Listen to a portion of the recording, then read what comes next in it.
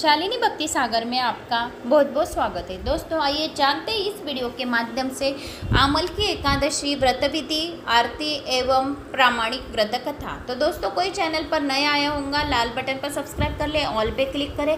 कहाँ से आप मेरी ये व्रत कथा सुन रहे हैं तो ज़्यादा से ज़्यादा लोगों को शेयर भी करें और अपनी गाँव के कमेंट्स भी करें। तो आइए जानते हैं इस एकादशी को श्रवण करने मात्र से 1000 गोदान के फल की प्राप्ति होती है। आमल की एकादशी यह बहुत ही महत्वपूर्ण होती। जो भी इस दिन श्री विष्णु भगवान का पूजन अर्चन करता है उसके समस्त पाप नष्ट हो जाते हैं। आमल की एकादशी के दिन विष्णु भगवान के पंचामृत से अभिषेक करें, अष्टगंधक लगाकर उनको फूल अर्पित करें, तुलसी दल अर्पित करें। तुलसी दल एकादशी के दिन तोड़ना नहीं है, एक दिन पहले ही आपको तुलसी दल हर एकादशी के एक दिन पहले दशमी के दिन आपको तोड़कर रखना है और एकादशी के दिन आपको उनके माथे पर तिलक करना है। जो भी माथे पर उनके तुलसी लगाता है, नहीं भी व्रत किया और तुलसी का एक दल भी अर्पित किया तो उनको 100,000 अश्वमेघ यज्ञ करने की पुण्य फल की प्राप्ति होती है और एक गूंज सोना विष्णु जी को चढ़ाने की भी पुण्य फल की प्राप्ति होती है और समस्त पापों से उनको मुक्ति मिलती है। इतनी महत्वपूर्ण तुलसी नाम सुनने मात्र से भी उनकी पापों की मुक्ति हो जाती है।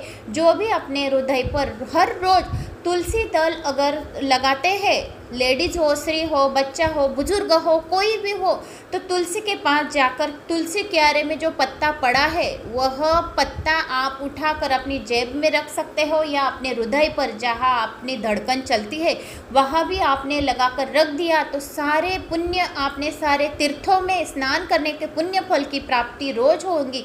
इतना तुलसी दल में महत्वपूर्ण है क्योंकि सबसे ज़्यादा प्रीति विष्णु भगवान की तुलसी दल में ही है, क्योंकि तुलसी उनकी माता है त्रेता युग में, इसीलिए उन्होंने तुलसी अपने गले में धारण की है।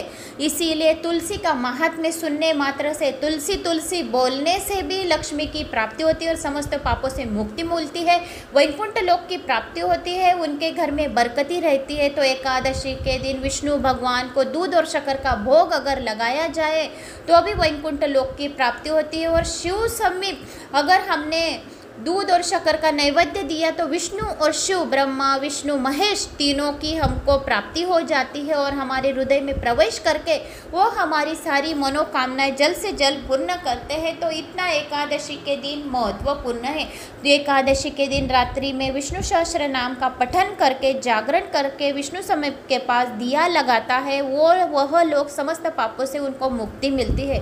तो आइए जानते हैं 1000 गोदान की भी फल की प्राप्ति होती है। आमल की एकादशी अथ फाल्गुन शुक्ल एकादशी किस दिन आती है? तो माधानता बोले कि फाल्गुन एकादशी कब रहती है और कैसे उसका व्रत किया जाता है? तो माधानता बोले कि हे वशिष्ठ जी, यदि आप मुझ पर कृपा करें तो किसी ऐसे व्रत की कथा कहिए जिससे मेरा कल्याण हो।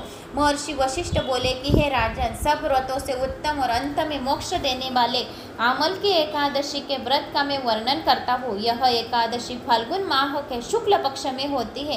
इस व्रत के करने से समस्त पाप नष्ट हो जाते हैं। इस व्रत का फल 1000 गोदान के फल के बराबर होता है।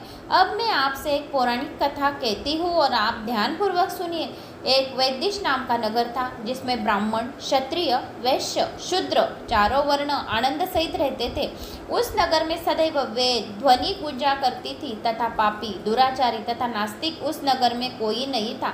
उस नगर में चैत्रत नामक का चंद्रवंशी राजा राज्य करता था। वह अत्यंत विद्वान तथा धर्मी था। उस नगर में कोई भी व्यक्ति दरिद्र व कंजूस नहीं था। सभी नगरवासी विष्णु भक्त थे और आबाल, वृद्ध, स्त्री, पुरुष एकादशी का व्रत किया करते थे।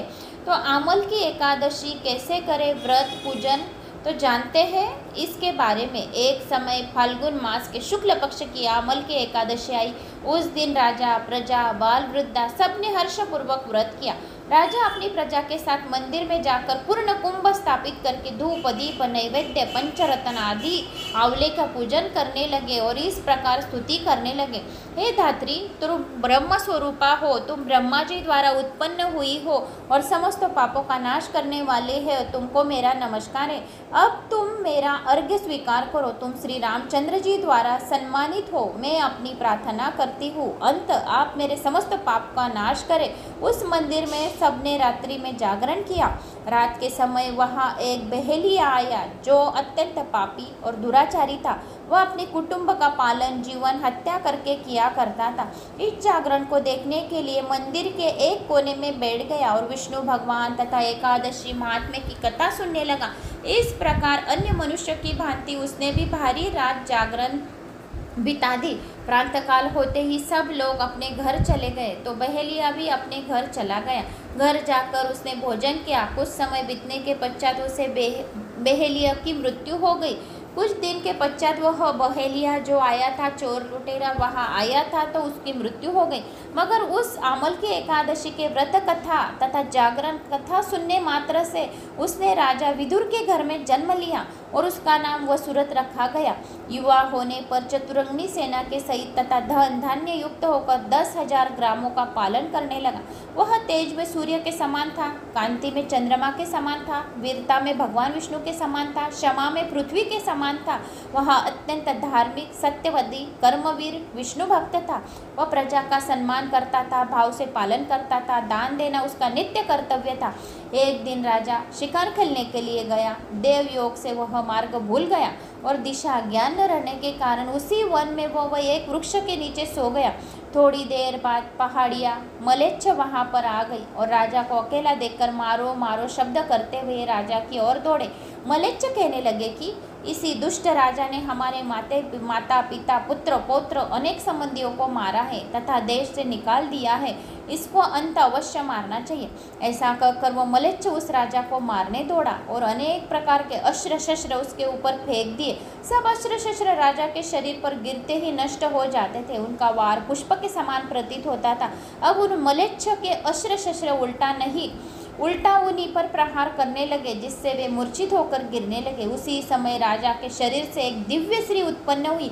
वह स्त्री अत्यंत सुंदर होते हुए भी उसकी भुक्ति टेढ़ी थी। उसकी आंखों से लाल लाल अग्नि निकल रही थी, जिससे वह दूसरे काल के समान प्रतीत होती थी। वह स्त्री मलेच्छ को मारने दौड़ी और थोड़ी ही देर में उसने सब मलेच्छों को काल के गाल में पहुंचा दिया।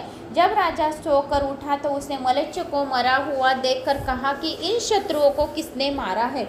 इस वन में मेरा कौन हितैषी रहता है? वह ऐसा विचार कर ही रहा था कि आकाशवाणी हुई, हे राजा, इस संसार में विष्णु भगवान के अतिरिक्त कौन तेरी सहायता कर सकता है? इस आकाशवाणी को सुनकर राजा अपने राज्य में आ गया और सुखपूर्वक राज्य करने लगा। महर्षि वशिष्ठ बोले कि हे राजन, यह आमल की एकादशी की व्रत का प्रभाव है। तुमने जो आमल की एकादशी की व्रत कथा सुनी थी, जिससे जो मनुष्य इस व्रत कथा को श्रवण करता है, आमल की एकादशी का व्रत करता है, वह प्रत्येक कार्य में सफल होता है, अंत विष्णु लोक की उसको प्राप्ति होती है। तो यह रही आमल की एकादशी की व्रत कथा। तो दोस्तों, मुझे उम्मीद है कि आपको यह व्रत कथा अवश्य अच्छी लगी हो। अच्छी लगी तो एक लाइक ज़रूर करें, चैनल को सब्सक्राइब करें और ज़्यादा से ज़्यादा लोगों को शेयर करें। कमेंट्स बॉक्स में अपना नाम या गाँव का नाम अवश्य करें।